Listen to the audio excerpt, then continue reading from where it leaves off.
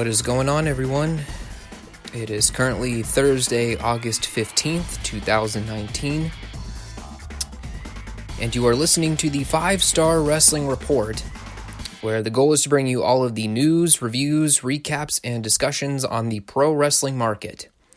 We talk about WWE, we talk about AEW, talk about New Japan, we talk about MLW, we talk about anything relevant to pro wrestling today.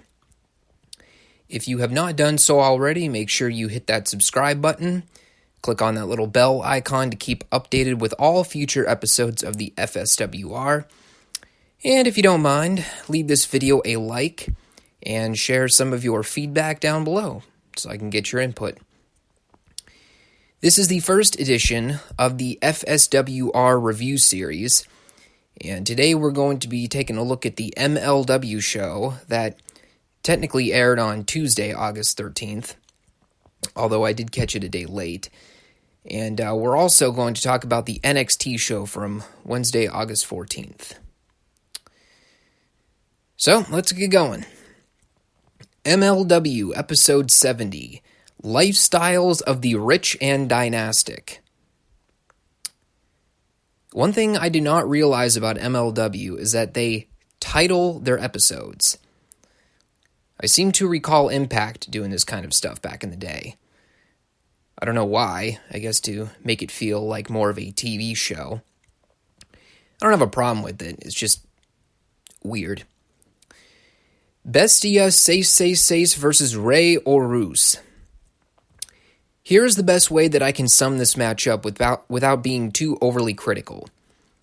It was a typical professional wrestling match in the year 2019. It's two guys doing overly choreographed moves in front of a dead crowd. They're out there bumping around for a while. Crowd's not reacting. And they keep going. They do some more moves. And they keep going. And they do some more moves. Eventually, I'm just like, can we please just get to the finish already? And then finally, Bestia hit Horus with a muscle buster and wins. This is a 5-minute match that was needlessly spread out to 11. Then we get a Selena De La Renta promo, and she calls out Konnan. Apparently, Konnan has stolen Selena's phone, which contains very private information about something, is what I wrote down here. So Konnan comes out. He calls attention to the fact that he knows all of Selena's secrets on her iPhone, even though it's an Android. Oops. And he starts talking about something involving a bonus pay in the contract for the Savio Vega-Alex Hammerstone title match that Selena had booked for the show. He also, more importantly, informs the entire world that he has openly read her emails and text messages without her consent, which is illegal. And then Savio Vega comes out with the contract and tears it up. Okay. Questions upon first viewing. Number 1. If Konnan stole Selena's phone several weeks ago, why has Selena not canceled the phone service yet? She's just allowing Konnan to roam freely with her phone and have access to all of her emails and texts. She can't go down to a local Verizon or AT&T retailer and cancel the phone. Number 2, how has Konnan not been arrested yet? The dude just told us, on camera no less, that he has willingly and impermissibly gone through all of Selena's texts and emails to figure out her secrets she's been hiding. How is Konnan not in prison right now? This is a blatant and public confession to a crime that he willingly committed. And we are apparently supposed to cheer for this man. Number 3. So, Savio comes out with a contract. He rips it up in front of everyone. And I'm thinking, okay, I guess they're not having the title match now. Oh no. They still have the title match. So, what was the point of the contract ordeal then? And speaking of said contract, that leads me to my fourth question. If Savio can rip up his contract, making it abundantly clear that he has no desire to work for Selena in this company, then how does he get a title match on that show that Selena is still in charge of? Like, seriously, what is this? Am I watching Impact? Because that's what this felt like. This whole thing felt like an Impact segment. Way too contrived, way too confusing to understand, huge plot details that make the story completely preposterous. Just for the record, too, I had to research this entire backstory outside of the short recap they aired on this episode because I had no idea what was going on. Note to any wrestling organization, if I have to do outside research on one of your storylines because the recap does a horrible job informing me of the story, your storyline sucks. We had a skit with the Dynasty at a loft. Richard Holiday and Alex Hammerstone are drinking martinis. MJF shows up with golden watches for them. They geek out, and then Hammerstone cries. The only thing I could think the entire time I'm watching this is, whoever was in charge of miking this needs to be fired, because I could not understand half of the dialogue going on here. And this is apparently a company known as Major League Wrestling, and they still have no idea how to mic their segments properly. Then immediately following this skit, we had a Heart Foundation promo in a rundown motel room. They cut a promo saying MJF only got ahead because he kissed butt, and then they immediately cut to a shot of the two cats licking each other's buttholes. And then Brian Pillman Jr. failed at moonsaults for 20 seconds. And here's what I took away from these two skits here. These teams are feuding. They're apparently going to have some type of match at some point down the road. A 6-man tag. The villains are the rich, handsome, and well-dressed young guys with great promo ability, charisma, and championships. The heroes are the geeky, low-class dudes with far less charisma, no championships, and have holes in their clothes, all of whom are relatives of legendary pro wrestlers. In other words, the heels are talented and the faces are bums. Epic. We have a Contra unit promo where they say that they have scoured the world for their fourth member. And we eventually get the reveal that the guy that blasted the mist in Marshall's eyes last week was a guy named Ikuro Kwan. All right. They do a quick plug for the War Chamber match, which is basically just War Games without using the name War Games. They also show a graphic on the screen going over the rules of the War Chamber, including a statement that you can win by, and I quote, submission, surrender, or pinfall. So in other words, it is a War Games match, also contested under I Quit rules. So I guess they could have a thing where all 8 guys are in the ring fighting, and then one guy just stands up and says, I quit, I don't want to fight anymore. And the match is over. We get a promo with Ross Von Erich and Tom Lawler. Casey asks Ross for an update on Marshall because, as we just established a minute ago, this Ikuro Kwan fella showed up on the program last week and blew mist into Marshall's eyes. And I am not exaggerating here. She asks Ross how Marshall is doing. And Ross says, and I quote, he's been struggling with his eyesight. Clearly. And then Tom cut him off and cut a fiery promo on Contra Unit while looking directly into the teleprompter. No shame. Then we had the greatest promo ever. Mance Warner does an interview with Casey. He walks in with a whiteboard, cuts a promo on Selena. He has Casey draw 3 trees. Then he walks back into camera shot with a chainsaw. He says he's cut down Selena's boys, and now he's going to pull them out by the bloody roots. I cannot do this segment justice. Mance Warner is awesome. I can confess that I have never seen this man prior to this show, and in one promo segment, he made me a huge fan. I would not recommend anyone go back and watch this episode, but if you are going to watch it for any reason, go back and watch the Mance Warner promo. It was great. Simon Gotch and Joseph Samael versus Jay Sky and Ariel Dominguez. Bell rings, Contra Unit kill him immediately. They win with a camel clutch submission.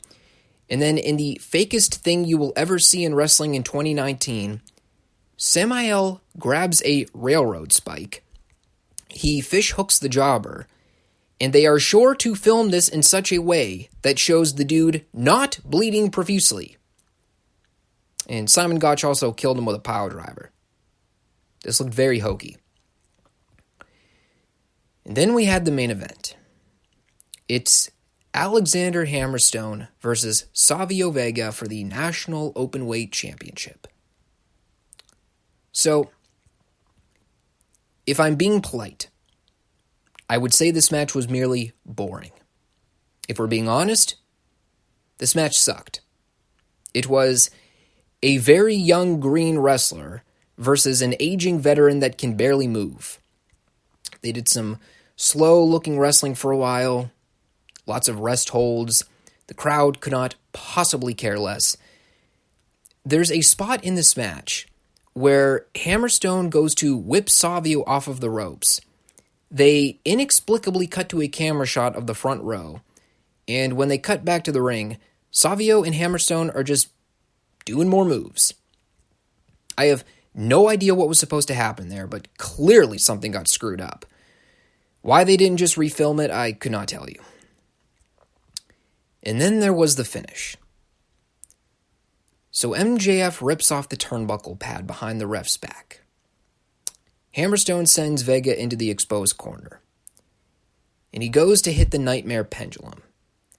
And I don't know what happened. If Hammer lost his grip, if Savio potatoed him and didn't want to go up for the move, maybe he forgot how to properly take the bump, but Hammer goes to drop Savio down. And Savio's body crushes on top of his knees. And if any of you remember the WCW show where Sid Vicious broke his left leg doing a jump off the second rope, that's exactly what this looked like. Savio's leg was completely contorted like a pretzel. It looked gruesome. I screamed. And then Hammerstone got the pin. And I have no idea what happened afterward. All I remember is Brian Pillman Jr. ran out, and then Hammerstone chased him to the back. And the last thing they showed on the program was Savio ringside, completely unable to stand. I did some research after the show to find out Savio's condition, and this is actually according to MLW's website. The league's medical team moved in quickly to stabilize Vega as Fusion went off the air. Soon thereafter, Vega would be en route to New York Hospital for special surgery. An orthopedic surgeon, as well as the chief of spine surgery at the hospital, diagnosed Vega with a severe stinger. While the league expects Vega to fully recover, a return to the ring is unknown. As such, Vega remains on the injured reserved list. So it is good to know that he'll at least be able to walk again, but my God, did that look brutal. And that was MLW for the week.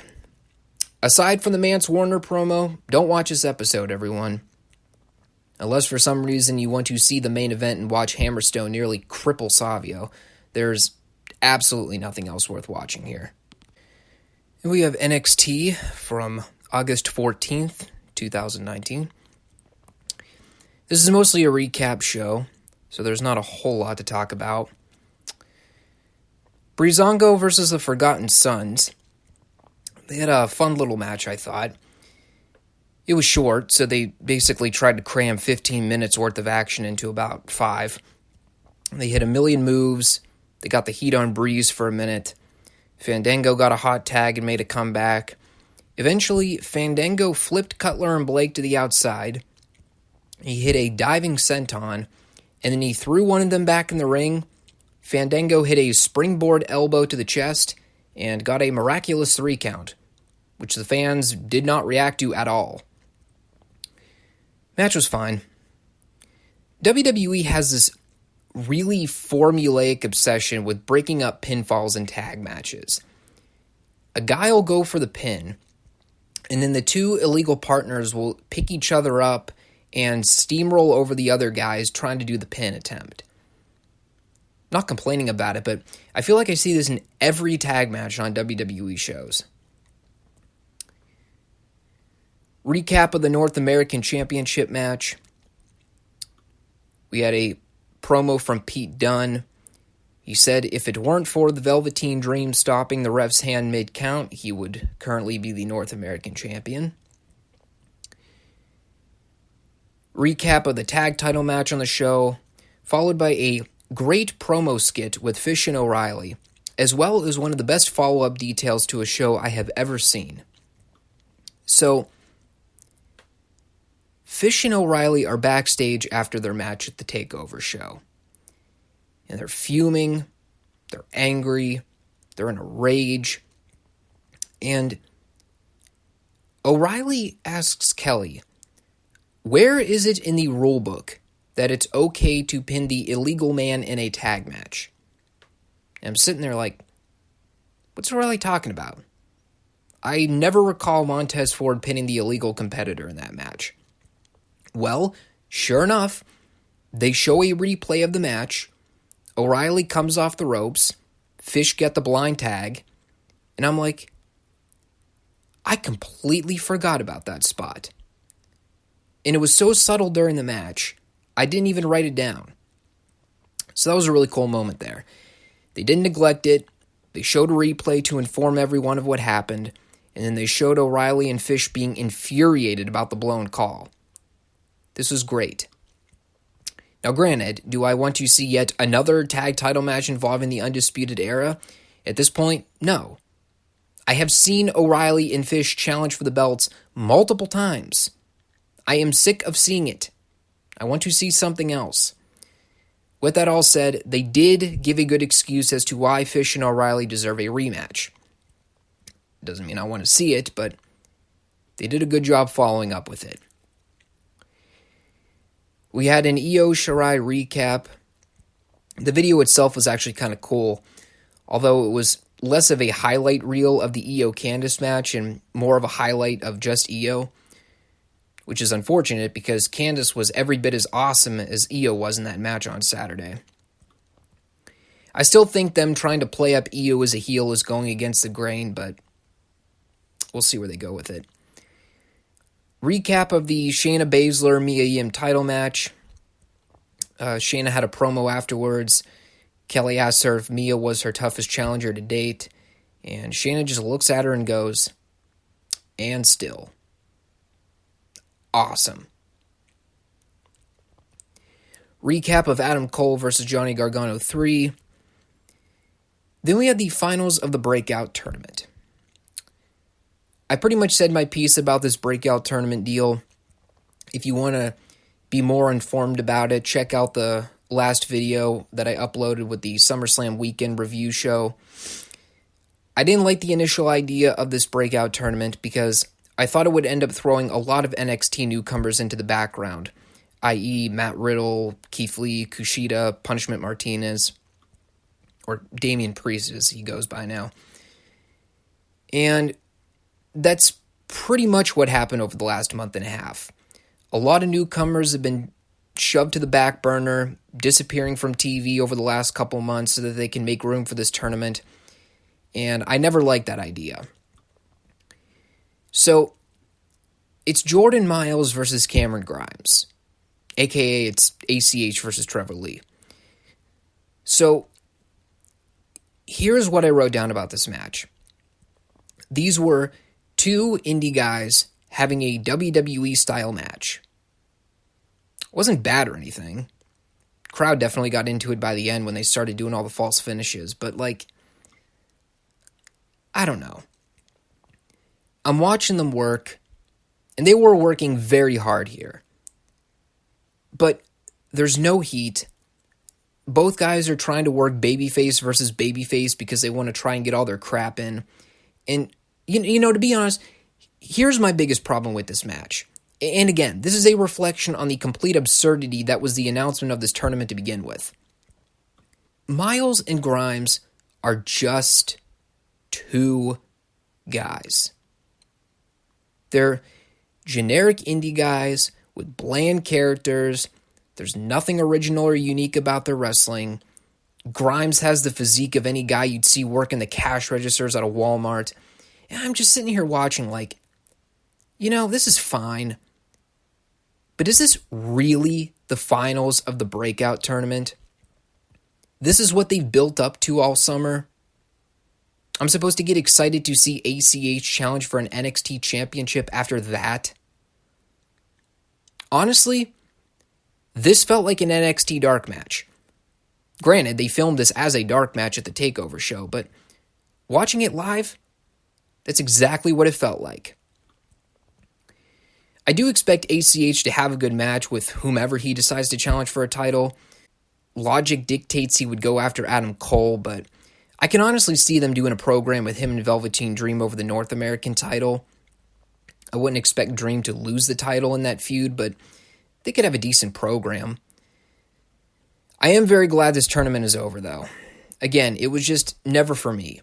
I hated that it overshadowed a lot of the newer guys they've been trying to build up for a while, and I didn't like the idea that Regal would just handpick 8 guys who we've never seen on TV before and put them in a tournament where they could conceivably win a championship opportunity without ever being built up. We'll see where they go with ACH. I'm sorry, Jordan Miles is what we're calling him now. It's probably going to take me a long time to learn all these guys' new names, especially the ones that they changed. Anyway, that'll do it for the first of these FSWR review series videos. Hope you all enjoyed. Again, my plan is to continue with NXT and MLW reviews through the remainder of the year. Eventually, I would like to add on AEW's TV show to the mix when they air in October. Make sure you hit that subscribe button. Click that little notification bell to keep updated with all FSWR episodes. And give this video a thumbs up if you don't mind. Until then, I'll see you on Monday for my next edition of the 5 Starr Wrestling Report. Take care, everyone, and have a good rest of the weekend.